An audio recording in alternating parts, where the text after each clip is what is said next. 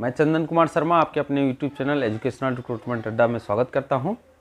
अभी जो Bokaro steel plant और दुर्गापुर स्टील प्लांट का जो स्किल टेस्ट हो रहा है, तो जो कैंडिडेट्स दे चुके हैं, जिनका 4 तारीख को था, 5 तारीख को था, उनसे कुछ मेरा बातचीत हुआ है।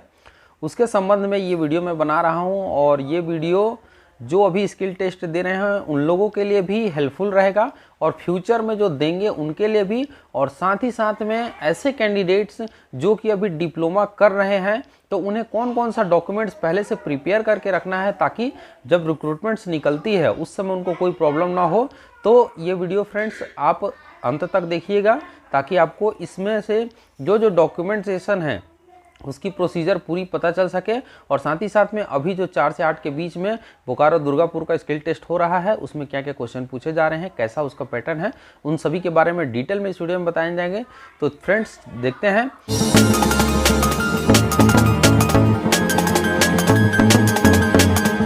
तो देखिए, जो बोकारो स्टील प्लांट का जो डॉक्यूमेंट्स लग रहा है उसमें आप स्क्रीन पे देख सकते हैं।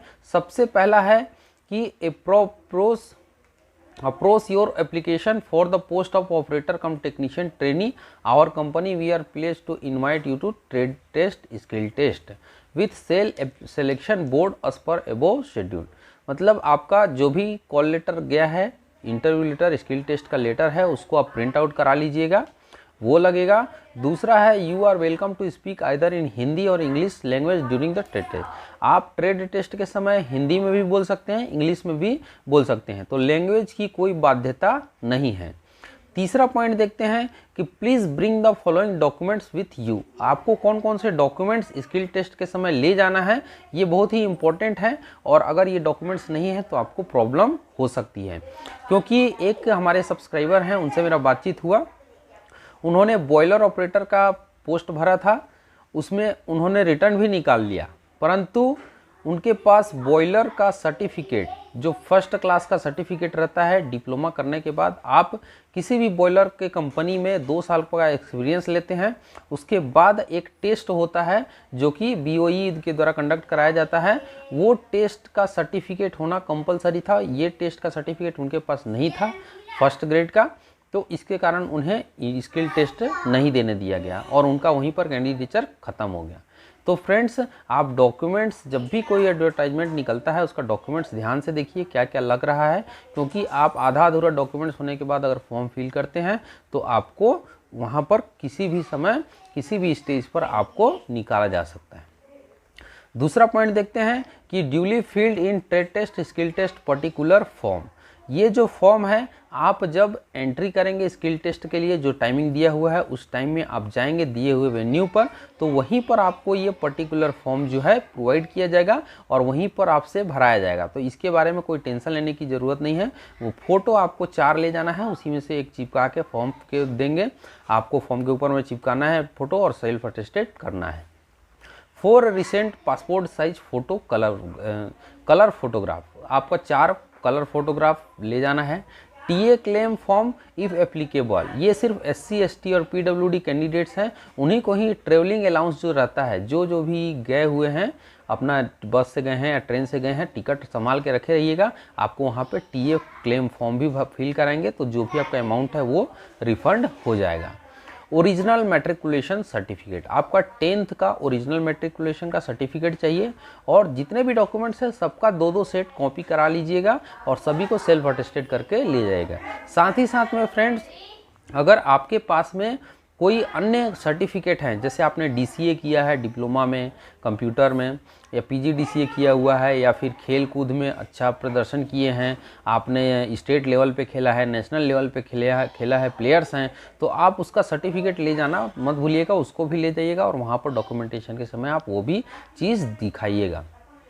आगे देखते हैं original certificate and marksheet with a self attested photocopy. जो भी आपका डिप्लोमा का है तो ITI का है, वो सर्टिफिकेट है, फर्स्ट सेमेस्टर से लेकर लास्ट सेमेस्टर तक पूरा सर्टिफिकेट को लेकर जाइएगा A to Z और ड्यूली अटेस्टेड करके।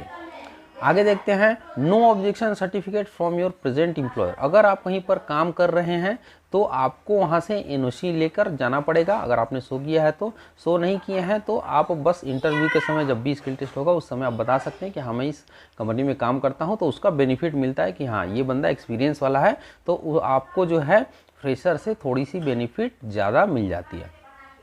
अगला पॉइंट है, original certificate in the prescribe from as applicable to central government job from competent authority with one attested copy if you belong to ST ST OBC। अगर आप SC ST OBC या PWD candidates हैं तो cell के website में जो upload किया गया था प्रोफार्मा, उसी प्रोफार्मा में आपको OBC सर्टिफिकेट ले जाना है। एक चीज़ और फ्रेंड्स, ये OBC सर्टिफिकेट जो है आपको 2018-2019 डेट दे दिया है, and certified does not belong to creamy layer shall only be valid. Creamy layer से OBC सर्टिफिकेट नहीं होना चाहिए, ये ध्यान रखने वाली बात है। यहाँ पर बहुत सारे मेरे कमेंट भी आ रहे थे और बहुत सारे कैंडिडेट्स हैं उनके मन में डाउट भी है कि ये OBC सर्टिफिकेट जो है प्रिस्क्राइब फॉर्मेट जो है उसमें नहीं है, सेल का जो प्रोवाइड किया गया था सेल के साइड में, और साथ ही साथ में 2018 और 2019 में जो प्रोफार्मा था वो डेट में उनके पास OBC सर्टिफिकेट नहीं है।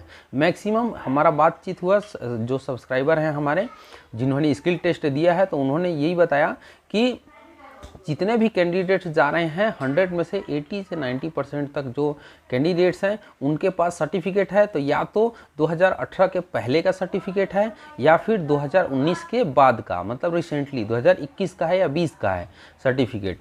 तो उसके कारण क्या करा रहे हैं वहाँ पर, आपको इसमें कोई रियायत नहीं दिया जा रहा है, आपसे एक जो है फॉर्म फिल करा लिया जा रहा है। वो फॉर्म जो है, तो ये जो अंडरटेकिंग फॉर्म है वो आपसे फिल करा लिया जा रहा है, और इस फॉर्म फिल कराने का यही मतलब है कि आपका अगर सिलेक्शन होता है तो आपको दिए हुए डेट में आपको OBC सर्टिफिकेट या SC ST जो भी सर्टिफिकेट है उसका सेल के ही प्रोफार्मा में जमा करना रहेगा जब आपका फाइनल ज्वाइनिंग होगा तब। तो ये फ्रेंड्स आप लोग देख ही सकते हैं कि बैक डेट में जाकर OBC फिर से बनवाना या सर्टिफिकेट जो कास्ट सर्टिफिकेट बनवाना इम्पॉसिबल है।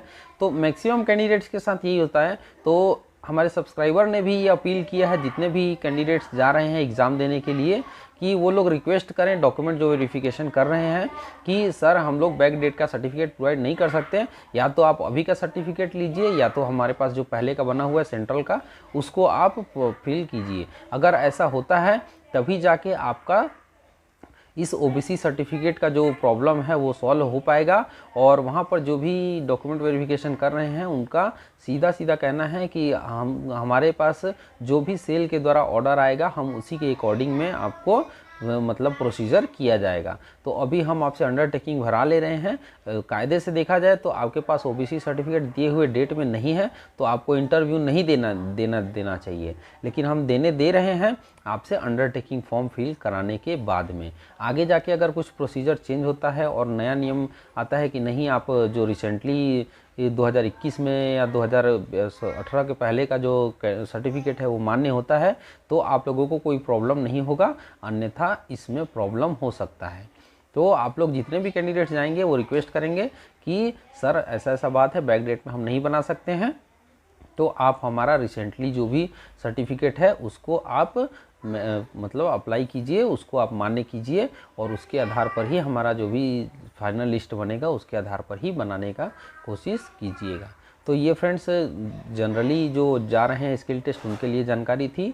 और मैं ये बताना चाहूँगा कि जितने भी डिप्लोमा कर रहे हैं अभी, चाहे फर्स्ट ईयर में है लास्ट ईयर में है, डॉक्यूमेंटेशन में आप देख लीजिए कि ये जो सर्टिफिकेट वाला कास्ट सर्टिफिकेट खासकर जो प्रॉब्लम आता है, तो आप लोग कास्ट सर्टिफिकेट जो है शुरू से ही बना के रखिए।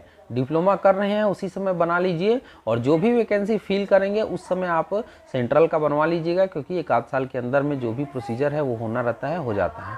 तो आप ये कास्ट सर्टिफिकेट के में आगे फ्यूचर में कोई प्रॉब्लम ना हो, इसके लिए आप डिप्लोमा करते हुए ITI करते हुए ही कास्ट सर्टिफिकेट भी बना लीजिएगा। और अदर जो डॉक्यूमेंट्स हैं उसमें नाम का खासकर ध्यान दीजिएगा कि आपका नाम में या सरनेम में कभी कभी क्या होता है कि 10th के मार्कशीट में सरनेम जुड़ा हुआ है, दूसरे में नहीं जुड़ा है, या 10th के मार्कशीट में सरनेम नहीं है और बाकी कास्ट सर्टिफिकेट में सरनेम जुड़ गया है। तो ये सब का आगे जाके प्रॉब्लम होगा। तो ये सब जो भी चीज़ है उसको आप अभी से ही सुधार कर लीजिए। डेट ऑफ बर्थ हो गया, सब डॉक्यूमेंट्स में लगभग एक ही रहना चाहिए, कोई भी स्पेलिंग भी मिस्टेक नहीं होना चाहिए, नहीं तो वो आगे जाके रिक्रूटमेंट्स जब होती हैं उसमें आपको प्रॉब्लम क्रिएट कर सकती है।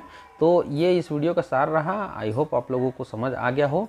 और जितने भी कैंडिडेट्स स्किल टेस्ट देने जा रहे हैं, और एक चीज़ फ्रेंड्स, स्किल टेस्ट में आपसे नॉर्मली जो जिस ब्रांच का है उसी से रिलेटेड पूछा जा रहा है, इंटरव्यू ही हो रहा है और कोई प्रैक्टिकल नहीं हो रहा है। जनरली आपसे जैसे एक सिरामिक वाले मतलब हमारे सब्सक्राइबर हैं, उनसे बात हुआ तो उन्होंने बताया कि उनके सामने में जो भी रॉ मटेरियल है उसको रख दिया गया था। पूछ रहे थे कि हाँ इस रॉ मटेरियल का जैसे आयरन ओर है, फ्लक्स है, या फिर डोलोमाइट है, या फिर जो भी ओर हैं उसका नाम क्या है, उसकी प्रॉपर्टी क्या है, उसका स्ट्रेंथ क्या है, यही सब पूछ रहे थे। तो अकॉर्डिंग टू अदर ब्रांचेस इसी टाइप का रहेगा आपका, जो जैसे मैं पहले वीडियो में भी बता चुका हूँ कि आप लोग जो भी आप लोग का स्किल जो कॉलेज में हम लोग प्रैक्टिकल करते हैं उसी से रिलेटेड तैयारी करके जाइएगा जैसे, तो आप लोग को ज़्यादा बेनिफिशियल होगा। मिलते हैं फ्रेंड्स नेक्स्ट वीडियो में, तब तक के लिए जय हिंद जय भारत।